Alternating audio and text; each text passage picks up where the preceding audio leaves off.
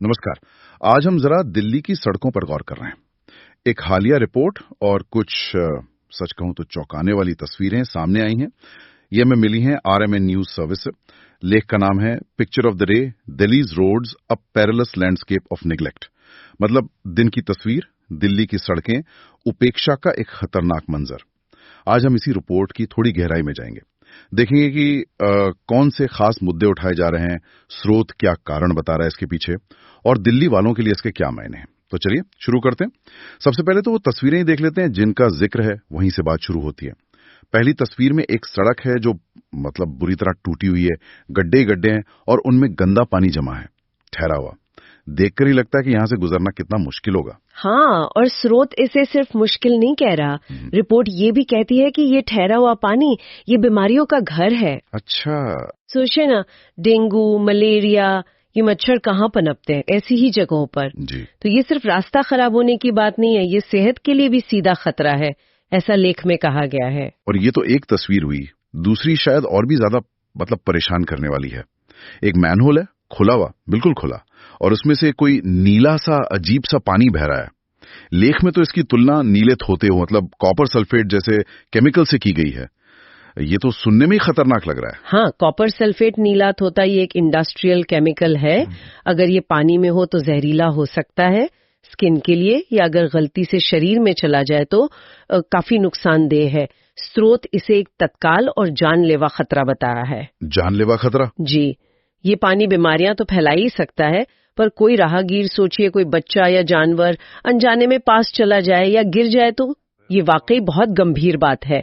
और रिपोर्ट ये भी बताती है कि ये तस्वीरें आरएमएन न्यूज के जो मैनेजिंग एडिटर है राकेश रमन, उन्होंने खुद ली हैं। तो ये सिर्फ थोड़ी बहुत मरम्मत की कमी या लापरवाही नहीं लग रही। लेख तो ऐसे कहीं ज्यादा बड़ी चीज बता रहा है। कह रहा है कि दिल्ली के जो शासक अधिकारी हैं, उनकी तरफ से ये भारी उपेक्षा है। यहाँ ये समझना जरूरी है कि स्रोत इसे कैसे देख रहा है। ये सिर्फ गड्ढों की कहानी नहीं है, है ना? आप बिल्कुल सही कह रहे हैं। स्रोत का तर्क यही है कि ये छोटी मोटी दिक्कतें नहीं है, ये लक्षण है एक बड़ी जैसे कहते हैं प्रणालीगत विफलता। प्रणालीगत विफलता, सिस्टम फेलियर। हाँ, मतलब कि समस्या किसी एक इंसान या डिपार्टमेंट की नहीं है, बल्कि पूरे सिस्टम के काम करने के तरीके में ही कोई बुनियादी खामी है, जहां शायद जवाबदेही तय ही नहीं हो पाती या कोई लेना नहीं चाहता। और स्रोत मानता है कि ये विफलता सीधे सीधे लोगों की सेहत और उनकी सुरक्षा दोनों को दांव पर लगा रही है। प्रणालीगत विफलता, ये तो काफी भारी शब्द है।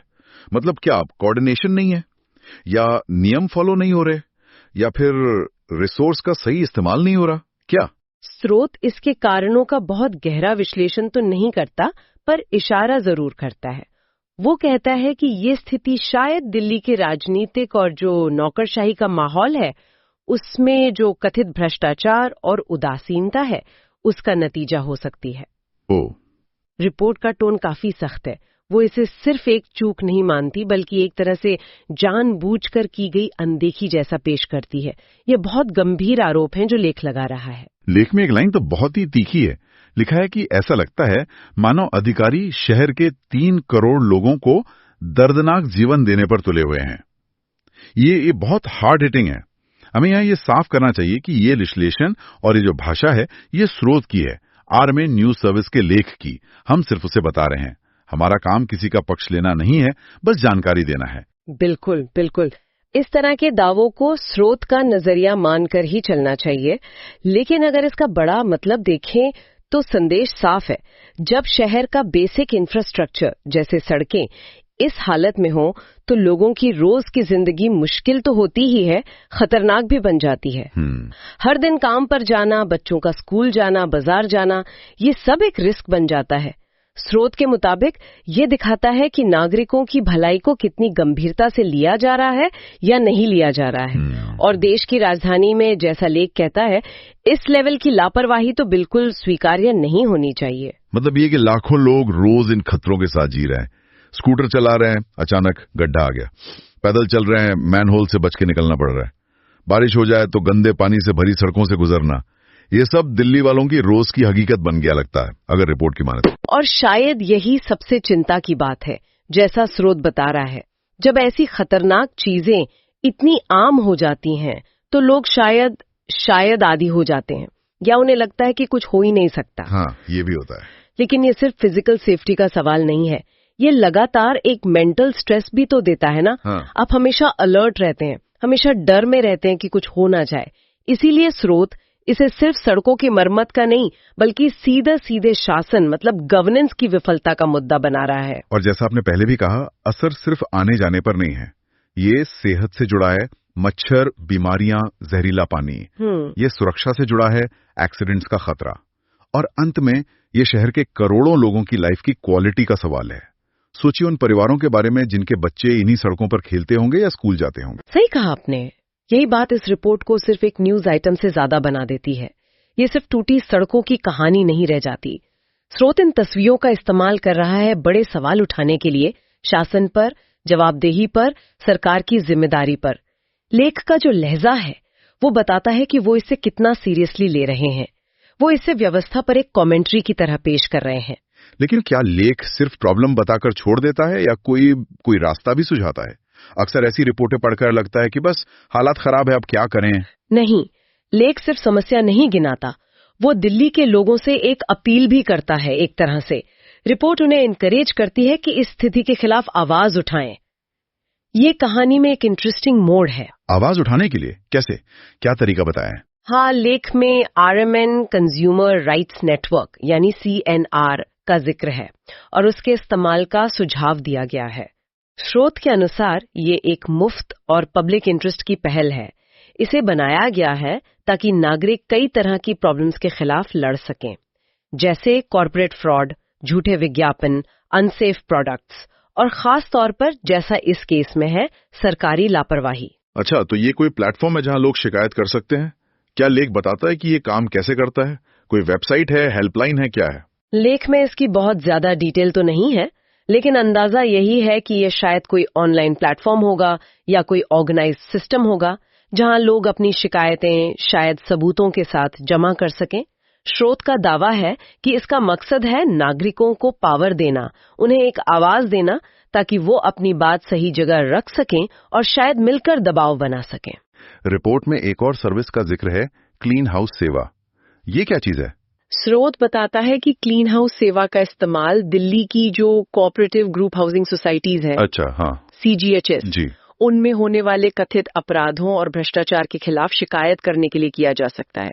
ये शिकायतें वहां की जो मैनेजमेंट कमिटीज होती हैं, MCs, उनके खिलाफ हो सकती हैं। तो ऐसा लगता है कि RMN न्यूज सर्विस सिर्फ पब्लिक स्पेस की प्रॉब्लम ही नहीं बल्कि हाउसिंग सोसाइटी के अंदर की गड़बड़ियों पर भी ध्यान दे रही है। तो कुल मिलाकर स्रोत न सिर्फ प्रॉब्लम की गंभीरता बता रहा है बल्कि वो लोगों को एक्टिव होने और बदलाव की मांग करने के लिए कुछ टूल भी सुझा रहा है। ये एक तरह से सिर्फ शिकायत मत करो कुछ करो वाला अप्रोच लगता है। हाँ, इसे आप सिटीजन एक्टिविज्म को बढ़ावा देने की कोशिश कह सकती हैं।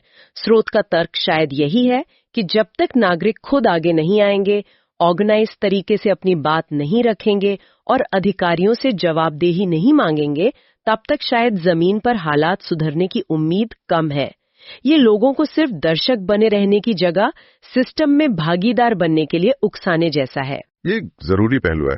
अक्सर लोग ऐसी समस्या देखकर निराश हो जाते हैं, उन्हें लगता है मेरी कौन सुनेगा। अगर कोई ऐसा मंच है जैसा स्रोत दावा कर रहा है जो लोगों को आवाज उठाने में मदद करे, तो ये वाकई एक पॉजिटिव स्टेप हो सकता है। हालांकि ये देखना होगा कि जमीन पर ये कितना असरदार है। बिल्कुल, कोई भी ऐसी पहल कितनी कामयाब होगी ये इस पर निर्भर करता है कि वो कितनी एक्सेसिबल है, कितनी प्रभावी है और अधिकारी उस पर कितना ध्यान देते हैं। लेकिन स्रोत का इरादा साफ लगता है, जानकारी देने के साथ साथ एक्शन के लिए प्रेरित करना। तो अगर हम इस पूरी बातचीत को समेटें तो RMN न्यूज की ये रिपोर्ट दिल्ली की सड़कों की एक बहुत ही चिंताजनक तस्वीर सामने रखती है।